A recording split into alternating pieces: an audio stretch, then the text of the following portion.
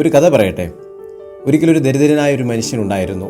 തൻ്റെ കുടുംബത്തിൻ്റെ വിശപ്പ് അകറ്റുവാൻ വേണ്ടി മറ്റൊരു വഴിയും ഇല്ലാത്തതുകൊണ്ട് തെരുവിലൂടെ മറ്റുള്ളവരുടെ സഹായം തേടിയായിരുന്നു അദ്ദേഹം ജീവിച്ചു പോകുന്നത്. ഒരിക്കൽ ജ്ഞാനിയായ ഒരു മനുഷ്യൻ അദ്ദേഹത്തെ കണ്ടു.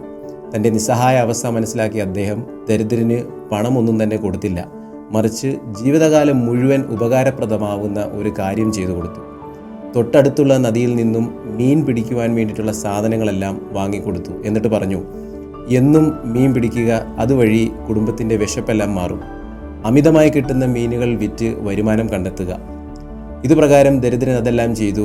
അല്പ ദിവസങ്ങൾക്കുള്ളിൽ തന്നെ വീട്ടിലെ പ്രശ്നങ്ങളെല്ലാം തന്നെ മാറി. തന്നെയുമല്ല, പിന്നീട് ഒരിക്കലും യാചിക്കേണ്ട ആവശ്യകതയും വന്നിട്ടില്ല. ഞാൻ ഈ കഥ കേട്ടപ്പോൾ എനിക്ക് തോന്നിയ ഒരു ആശയം എന്ന് പറയുന്നത്, ഈ കഥയുടെ സന്ദേശം തന്നെയാണ് ഓരോ ഡോക്ടറുടെയും ദൗത്യം എന്ന് പറയുന്നത്. രോഗികൾക്ക് മരുന്ന് കൊടുത്തിരുന്നു കഴിഞ്ഞാൽ വീണ്ടും അവർ മരുന്നിന് വേണ്ടി തന്നെ നമ്മളെ സമീപിച്ചുകൊണ്ടേയിരിക്കും.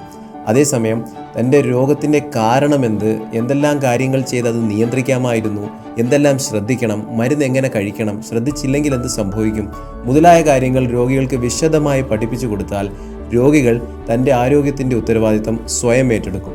ഇതുകൊണ്ട് തന്നെയാണ് ഇന്ന് പല ആളുകൾക്കും മരുന്നുകളെക്കുറിച്ച് നല്ല അറിവുണ്ട്, എന്നാൽ തൻ്റെ രോഗാവസ്ഥയെക്കുറിച്ച് വലിയ ധാരണ കാണില്ല. എൻ്റെ അഭിപ്രായത്തിൽ നല്ലൊരു ഡോക്ടർ എന്ന് പറയുന്നത് കഥയിലെ ആ ജ്ഞാനിയായ മനുഷ്യനെ പോലെയാണ്. മരുന്ന് മാത്രം കൊടുക്കലല്ല, മറിച്ച് തനിക്ക് എന്താണ് സംഭവിച്ചത് എന്നുള്ളത് വിശദവും ലളിതവുമായ ഭാഷയിൽ പറഞ്ഞ് മനസ്സിലാക്കി കൊടുക്കുന്ന ആളാണ് നല്ലൊരു ഡോക്ടർ എന്ന് പറയുന്നത്.